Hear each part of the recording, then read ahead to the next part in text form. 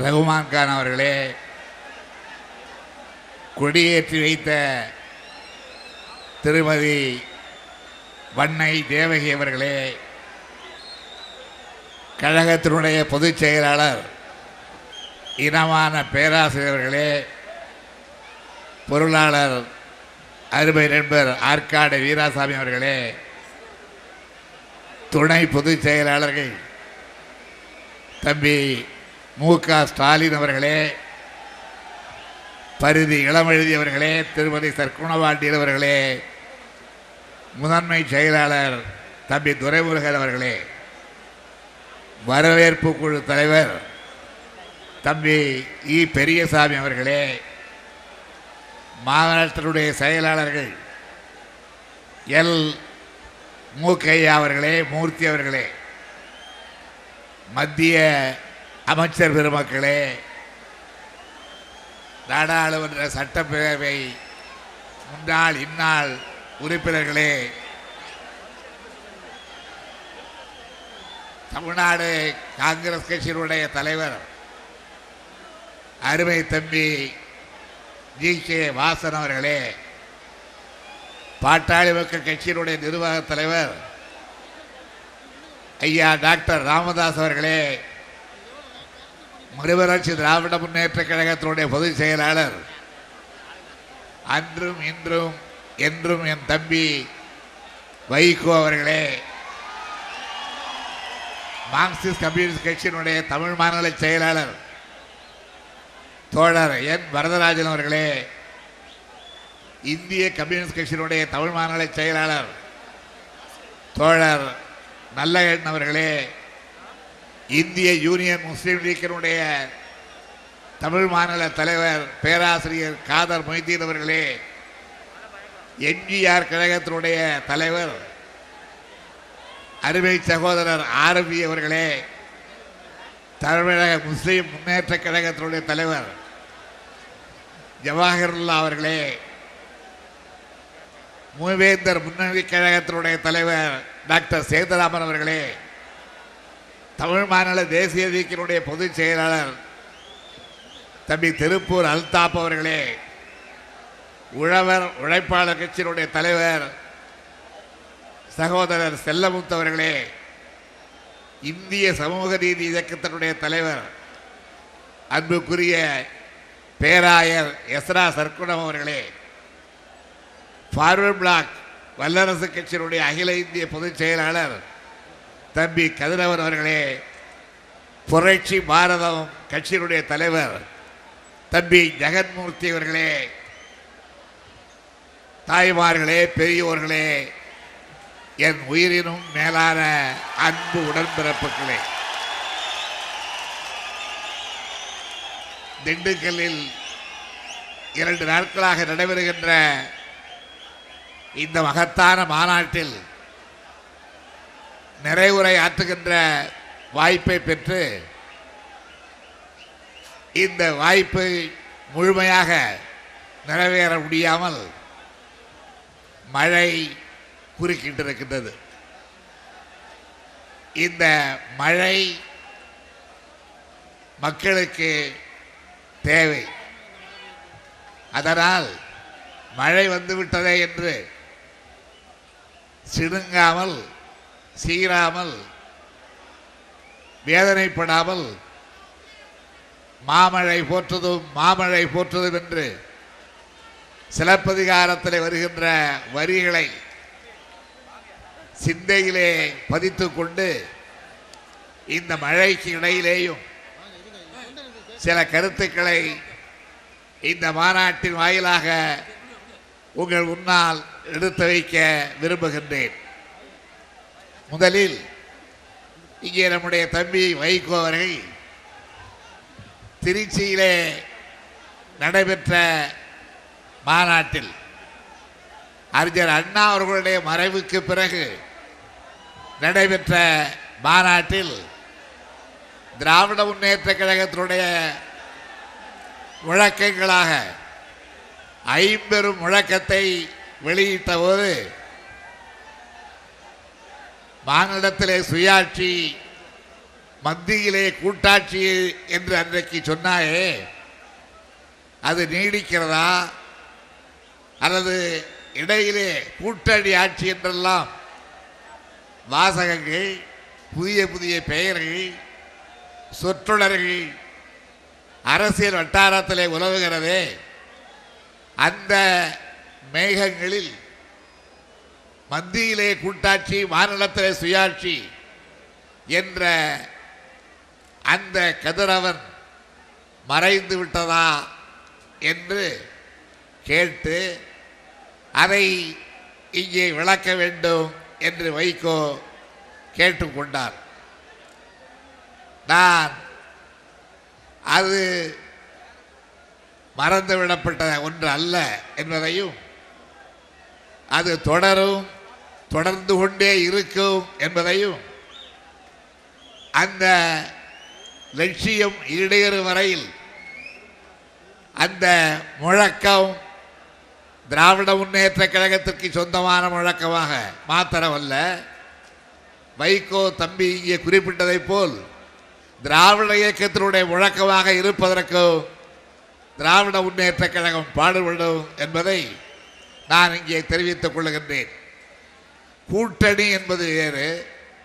இன்றைக்கு பேசுகிறவர்களெல்லாம் நம்முடைய காங்கிரஸ் கட்சியினுடைய தலைவர் தம்பி ஜி.கே. வாசு அவர்கள் பேசும்பொழுது கூட, ஐயா டாக்டர் ராமதாஸ் அவர்கள் பேசும்பொழுது கூட கூட்டணி என்கின்ற அந்த சொற்றொடரை இங்கே உச்சரித்திருக்கிறார்கள். ஆனால் நீங்கள் கவனித்து பார்ப்பீர்களேயானால், நம்முடைய கம்யூனிஸ்ட் கட்சியினுடைய இருபெரும் மாநில தலைவர்கள் இங்கே பேசும் பொழுது இதை ஒரு கூட்டணி என்ற நிலையிலே அந்த கோணத்திலே பார்க்காமல், நாம் எல்லாம் ஒரு அநியாயத்தை அகற்ற, ஒரு சர்வாதிகார ஆட்சியை வீழ்த்த ஒன்று சேர்ந்திருக்கிறோம் என்கின்ற அந்த உணர்வோடு தான் அதற்கு பாடுபடுவோம், நாம் எல்லாம் ஒன்றாக இருந்ததற்கு பாடுபடுவோம் என்று குறிப்பிட்டார்கள். அதிலேயும் எனக்கு எந்த விதமான மறுப்பும் இல்லை, எந்த விதமான கருத்து வேறுபாடும் இல்லை. அதே போல தம்பி வைகோ இங்கே குறிப்பிட்டாரே, நாம் அன்றைக்கு கேட்டது, கேட்டுக்கொண்டு இருப்பதாக தான் நினைப்பது மாநிலத்திலே சுயாட்சி, மத்தியிலே கூட்டாட்சி என்பதுதானே. கூட்டணி ஆட்சி எங்கே வந்தது என்று கேட்டாரே, அதை நான் ஏற்றுக்கொள்கிறேன், 100க்கு 100 ஏற்றுக்கொள்கிறேன். எந்த விதமான மாறுபாடும் அதிலே கிடையாது. கூட்டணி ஆட்சி என்பது வேறு. பல கட்சிகள் ஒரு தேர்தலிலே போட்டியிட்டு அதிலே இடங்களை பெற்ற பிறகு, சில நேரங்களில் அதிக இடங்களை பெற்ற ஒரு கட்சியோடு ஒத்துப்போகக்கூடிய அல்லது வேறு சில காரணங்களால் ஒத்துப்போகிற கட்சிகள் சேர்ந்து ஒரு ஆட்சியை அமைப்பார்கள். அதற்கான முயற்சி பீகாரிலே கூட நடைபெற்றது அண்மையிலே. அப்படி அது அமைந்தால், அந்த முயற்சியிலே வெற்றி பெற்றால், அப்படி ஒரு கூட்டணி ஆட்சி அமைவது உண்டு. சில நேரங்களில் தேர்தலுக்கு முன்பே கட்சியின் தலைவர்களெல்லாம் ஒன்றாக அமர்ந்து யார் யாருக்கு எத்தனை இடம் என்று பேசி, நாம் எல்லோரும் சேர்ந்து பெரும்பான்மையான இடங்களில் வெற்றி பெற்றால் நாம் இணைந்து ஒரு கூட்டணி ஆட்சி அமைப்போம் என்றும் முடிவு செய்வதுண்டு. அது கேரளா, மேற்கு வங்கம் போன்ற இடங்களிலே நடைபெறுகின்ற அந்த ஆட்சி முறை. ஆனால் தமிழகத்தில் நாம் நினைப்பது கேரளா பாணியும் அல்ல, மேற்கு வங்கத்து பாணியும் அல்ல.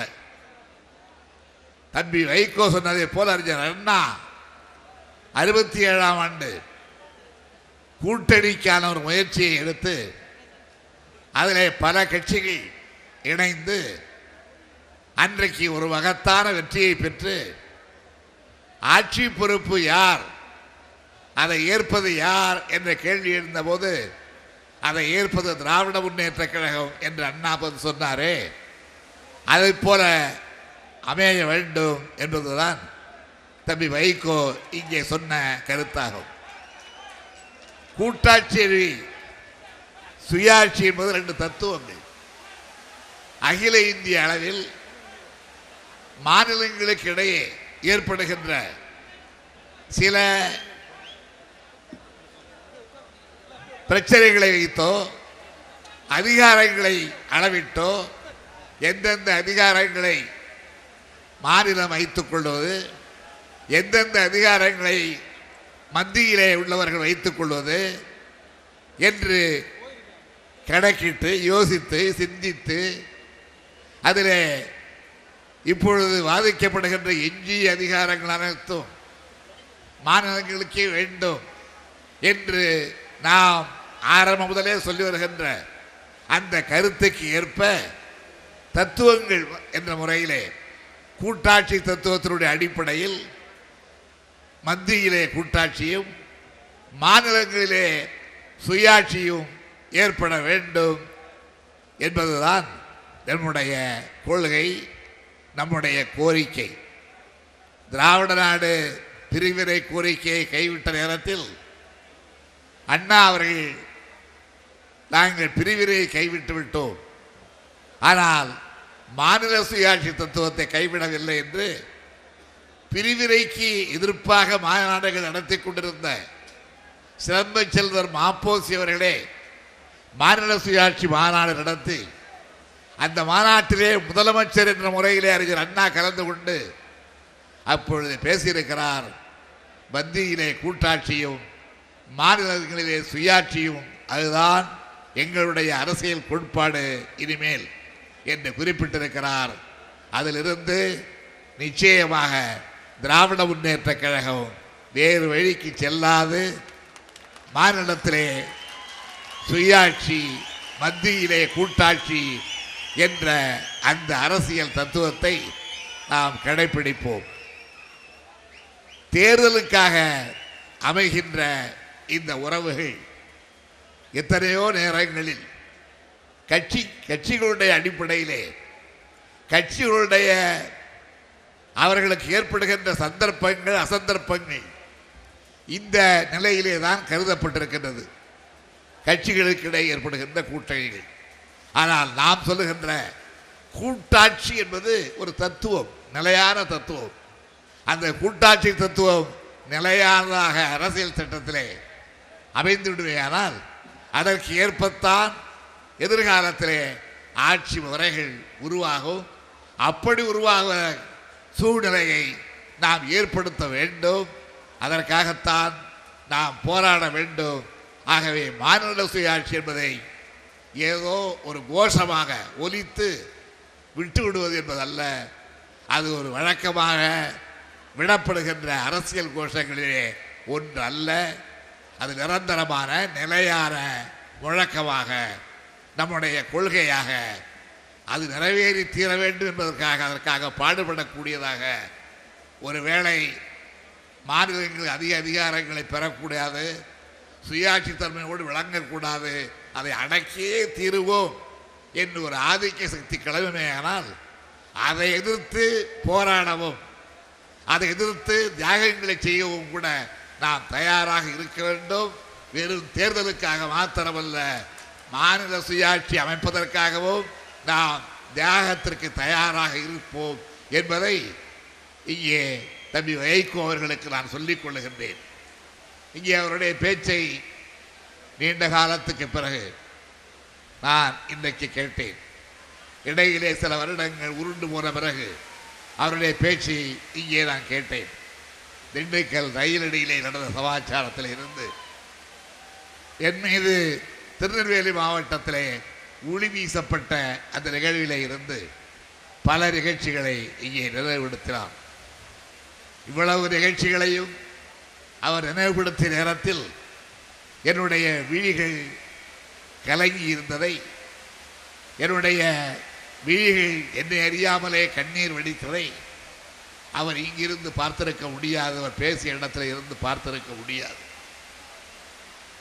இவ்வளவு அன்பை வைத்துக் கொண்டு, இவ்வளவு வாஞ்சியை பாசத்தை என் மீது வைத்துக் கொண்டு இறுதி வரையிலே என்னோடு இருந்து இந்த இயக்கத்திற்காக இன்னும் பல பணிகளை செய்யக்கூடிய வாய்ப்பை தம்பி நீ இழந்து விட்டாயா அல்லது நான் தான் இழந்து விட்டேனா என்று எனக்கு தெரியவில்லை. ஆனாலும் எப்படியோ இன்றைக்கு இருவரும் ஒரு முனையிலே நின்று பணியாற்றக்கூடிய அன்றைக்கு திருச்சியிலே முழங்கிய முழக்கத்தை மாநில சுயாட்சி மத்தியிலே கூட்டாட்சி என்ற தத்துவத்தை நிறைவேற்றுவதற்கு இருவரும் ஒன்றாக சேரக்கூடிய ஒரு வாய்ப்பு கிடைத்ததே என்பதை எண்ணுகிற நேரத்திலே நான் மகிழ்ச்சி அடைகின்றேன். இது திராவிட முன்னேற்ற கழகம், மறுமலர்ச்சி திராவிட முன்னேற்ற கழகம் ஆகிய இந்த இரண்டு கட்சிகளுக்குரிய கொள்கைகள் மாத்திரமல்ல, இன்னும் கொஞ்சம் ஆழமாக போனால் அகலமாக போனால் காங்கிரஸ் பேரியக்கம் கூட எதிர்காலத்திலே ஒத்துக்கொள்ளக்கூடிய ஒரு கொள்கை தான். மாநில சுயாட்சியை பற்றி காங்கிரஸ் தலைவர்கள் பலரே அன்றைக்கு ஆதரித்து பேசியிருக்கிறார்கள். இன்னும் சொல்ல போனால் கம்யூனிஸ்ட் கட்சியினுடைய தலைவர்கள் மாநில சுயாட்சிக்கு விரோதிகள் அல்ல, அந்த தத்துவத்துக்கு பகைவர்கள் அல்ல. அவர்களும் மத்தியிலே ஒரு கூட்டாட்சி தத்துவம் வர இருக்க வேண்டும், அதற்கே மாநில சுயாட்சிகள் அமைய வேண்டும் என்று எண்ணுகின்றவர்கள் தான். இன்றைக்கும் ஜெயலலிதாவினுடைய தலைமையிலே இந்த மாநில ஆட்சி இருந்தாலும் கூட மாநிலத்தினுடைய உரிமைகளுக்காக போரிட வேண்டும், குரல் கொடுக்க வேண்டும் என்பதிலே இந்த அணியிலே இருக்கின்ற எந்த கட்சியும் பின்னடையக்கூடிய கட்சி அல்ல. உங்களுக்கு ஒன்று சொல்லுகிறேன், நள்ளிரவிலே என்னை கைது செய்து சித்திரவதை செய்து சிறையில் அடைத்து ஒரு வாரம் கழித்து வெளியிலே அனுப்பினார்களே, அப்படி அனுப்பிய நாளில் ஏறத்தாழ 100 செய்தியாளர்கள் என்னை சூழ்ந்து கொண்டு கேள்விகளை கேட்டார்கள் அண்ணா அறிவாலயத்தில். அந்த 100 செய்தியாளர்கள் என்னை கேட்டது, நான் ஆத்திரத்தோடு இருப்பேன், அடக்குமுறை ஏற்றுக்கொண்ட அந்த வெறுப்போடு இருப்பேன், இப்பொழுது என்ன சொல்லுகிறாய் என்ற முறையிலே கேட்டார்கள். ஆட்சியை கலைக்க வேண்டும் என்று சொல்வீர்களா என்று கேட்டார்கள். நான் சொன்னேன், மாநில ஆட்சியை மத்திய அரசு கலைக்க வேண்டும் என்று அதற்கு 356வது பிரிவை பயன்படுத்த வேண்டும் என்று நான் சொல்ல மாட்டேன் என்று சொன்னேன்.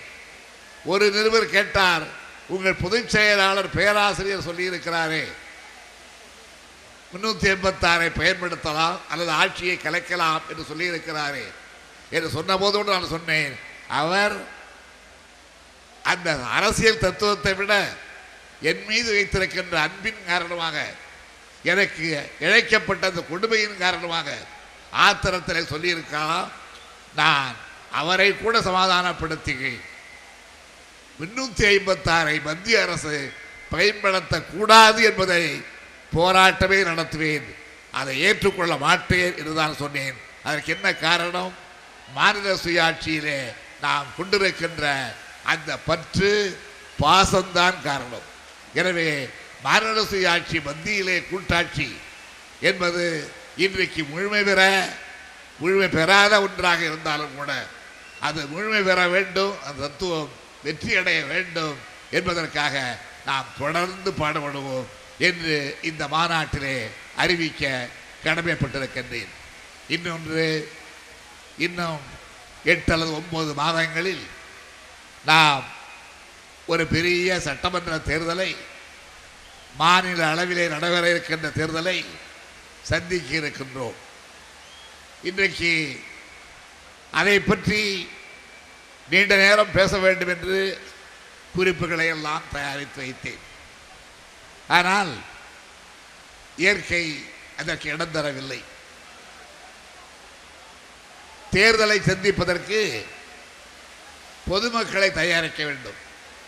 நானோ நம்முடைய பேராசிரியரோ அல்லது நம்முடைய தோழமை கட்சியுடைய தலைவர்களோ ஊராக சென்று பொதுமக்களை சந்தித்து இவ்வளவு கொடுமைகள் நடைபெற்றிருக்கின்ற நாட்டில் இதற்கெல்லாம் இந்த ஆட்சி அல்லவா காரணம், எனவே இந்த ஆட்சியை அகற்றுவதை தவிர வேறு பணி நமக்கு என்ன இருக்கிறது என்று பொதுமக்களை தயாரிக்க வேண்டிய அந்த பிரச்சார பணியிலே இறங்க வேண்டும், உண்மைதான். ஆனால் இன்றைக்கு இந்த மழையின் காரணமாக பொதுமக்களை சந்திக்கின்ற, பொதுமக்களுக்கு சொல்ல வேண்டிய கருத்துக்களை சொல்லக்கூடிய வாய்ப்பில்லாமல் பொதுமக்களை சந்திக்கின்ற இந்த பட்டாளம், என் உடன்பிறப்பு பட்டாளம், திராவிட முன்னேற்ற கழகத்தினுடைய செயல் வீரர்களாகிய இந்த பட்டாளத்தை சந்தித்தால் போதும். நீங்கள் ஊர் ஊராக சென்று, பல்வேறு நகரங்களுக்கு சென்று, பல்வேறு பகுதிகளுக்கு சென்று அங்கெல்லாம் தேர்தல் பிரச்சாரத்தை செய்யுங்கள், தேர்தல் பணியை நடத்துங்கள். வாக்காளர்களை சேர்க்கின்ற பணி, அந்த பணியிலே இருந்து தொகுதிகளை எல்லாம் எப்படி எப்படி உருவாக்குவது என்றெல்லாம் நடைபெறுகின்ற பணியிலே இருந்து நாம் ஈடுபட வேண்டிய பல பணிகள் இருக்கின்றன. மக்களை தயார்படுத்தக்கூடிய அந்த பணிகளில் நீங்கள் ஈடுபட்டாக வேண்டும்.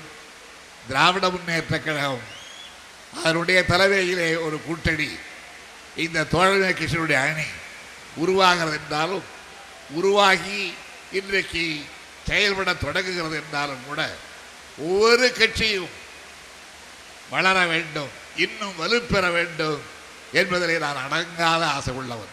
அது கூட ஒரு வகையில் சுயநலம் தான். சுயநலம் என்றால் மதிமுக வளர்ந்த வலுப்பெற்றால், கம்யூனிஸ்ட் இயக்கம் இன்னும் வலுப்பெற்றால், அதே போல பாமக இன்னும் வலுப்பெற்றால், அந்த வலுவெல்லாம் எங்கே போக போகிறது? இந்த அணிக்குத்தான் பயன்பட போகிறது. இப்படி அத்தனை கட்சிகளுடைய வலுக்களும் பெருக பெருக அணியினுடைய பலம் பெருக போகிறது. அணியினுடைய பலம் பெருகினால் இன்றைக்கு நமக்கு 200, அவர்களுக்கு 334 என்று இருப்பது, ஒரு அணிக்கு 200, பல கட்சிகளுக்கு 34 என்று இருப்பது இன்னும் கொஞ்சம் அதிகமாகலாம், இடங்கள் அதிகமாகலாம். அப்படி அது இடங்கள் அதிகம் கேட்பார்களே. வைகோ வலுப்பெற்றால், டாக்டர் வலுப்பெற்றால், கம்யூனிஸ்ட் கட்சிகள் வலுப்பெற்றால், இவர்களெல்லாம் வலுப்பெற்றால் அதிக இடங்களை கேட்பார்களே என்றெல்லாம் நான் கவலைப்பட மாட்டேன். வலுப்பெறுங்கள், அதிக இடங்களை கூட வாங்குங்கள், வழங்க நாங்கள் தயாராக இருக்கிறோம்.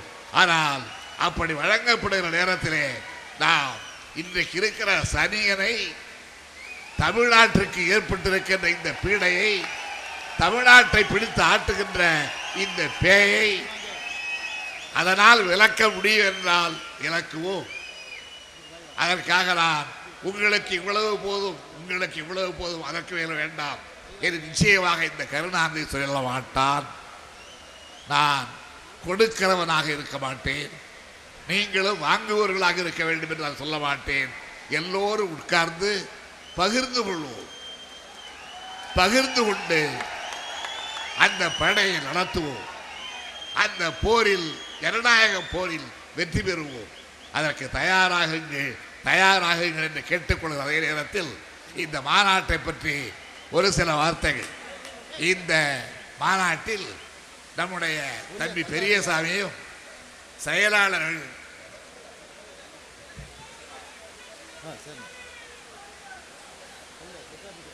செயலாளர்கள் தம்பி மூக்கையா, தம்பி மூர்த்தி ஆகியோரும் பாடுபட்டு இந்த மாநாட்டின் மூலமாக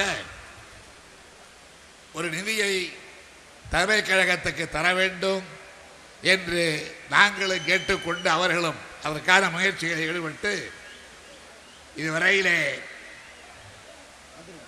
நுழைவுச்சீட்டு விற்பனை மூலமாகவும் நிதி வசூல் மூலமாக கிடைத்த தொகையிலே இருந்து மொத்தம் 49 லட்சம் ரூபாயில் 30 லட்சம் ரூபாயை தலைமை கழகத்திற்கு நிதியாக தருகிறார்கள் என்று மகிழ்ச்சியோடு தெரிவித்துக் கொள்கிறேன். அது ஒரு செய்தி. நேற்றைக்குத்தான் நான் கேள்விப்பட்டேன். நம்முடைய நண்பர்களை போய் பார்த்து கொண்டு வந்திருக்கிறார்கள். தம்பி KKS ராமச்சந்திரன் இடத்துல கேட்டேன். மாவட்ட செயலாளர், விருதுநகர் மாவட்ட செயலாளர் இடத்துல விசாரித்தேன். ஆரம்ப காலத்தில் இருந்து அருமை நண்பர் எம்ஜிஆர் இடத்திலே அவருடைய அத்தியந்த சீடனை போல இருந்து இதுவரையிலே திராவிட இயக்க கொள்கைகளிலே தன்னை ஒப்படைத்துக் கொண்டிருக்கின்ற நம்முடைய ஸ்ரீவில்லிபுத்தூர் முன்னாள் எம்எல்ஏ தாமரைக்கனி மிகவும் உடல் நலிவுற்ற நிலையிலே மருத்துவமனையில் இருந்து வீட்டுக்கு வந்து பார்ப்பவர்கள் கூட கசிந்து உருகக்கூடிய நிலைமையில் இருக்கிறார் என்ற செய்தியை நேற்றைக்கு கூட பத்திரிகையிலே படித்து பார்த்தேன். ஒரு வார பத்திரிகையுடைய பேட்டி கொடுத்திருக்கிறார். அதிலே கூட அவருடைய வீரம் துள்ளும் வார்த்தைகள் அந்த பேட்டியிலே நடமாடுகின்ற காட்சியை நான் கண்டேன். நான் பேராசிரியரிடத்தில் பொருளாளரிடத்தில் பேசி இந்த 30 லட்சம் ரூபாயை அவருடைய மருத்துவ செலவுக்காகவும் குடும்ப செலவுக்காகவும் ஒரு 5 லட்சம் ரூபாய் அந்த குடும்பத்திற்கு 5 லட்சம் ரூபாய் வழங்கப்படுகிறது இந்த மாநாட்டு நிதியிலே இருந்து. அதை நாளைக்கே நம்முடைய மாநாட்டினுடைய வரவேற்பு குழு தலைவர் பெரியசாமி அவர்கள் கொண்டு போய் ஒப்படைப்பார் என்பதையும் தெரிவித்துக் கொள்கின்றேன். இந்த நிதி வழங்கிய நண்பர்களுக்கும் மழையை பயன்படுத்தி கொண்டு டிக்கெட் வாங்காமலே வந்து எங்களை ஏமாற்றாமல் ஒழுங்காக டிக்கெட் வாங்கி அதன் காரணமாக 30 லட்சம் ரூபாய் நிதி சேர்வதற்கு காரணமாக இருந்த கழக உடன்பிறப்புகளுக்கும் அதையும் மீறி எங்கே பந்தலிலே ஓட்டை இருக்கிறது என்று பார்த்து அந்த வழியாக எல்லாம் நுழைந்து வந்த தந்திரசாலிகளுக்கும் என்னுடைய நன்றியை தெரிவித்துக் கொண்டு, இவ்வளவு மழையிலும் நீங்கள் ஓரளவாவது அமைதியாக இருந்து ஏதோ இந்த மாநாடு வெற்றிகரமாக நிறைவுற்றது என்ற நிலையை உருவாக்கியதற்காக அனைவருக்கும் என்னுடைய வணக்கத்தையும் நன்றியையும் தெரிவித்துக் கொண்டு, மாநாட்டு வெற்றிக்காக உழைத்த அத்தனை பேருக்கும் மாநாட்டை பெருஞ்சிறப்பாக வந்து கலந்து கொண்ட நம்முடைய தோழமை கட்சியினுடைய அன்புக்குரிய மரியாதைக்குரிய பெருமைக்குரிய தலைவர்கள் அத்தனை பேருக்கும் என்னுடைய நன்றியையும் வணக்கத்தையும் தெரிவித்துக் கொண்டு விடைபெறுகிறேன். வணக்கம்.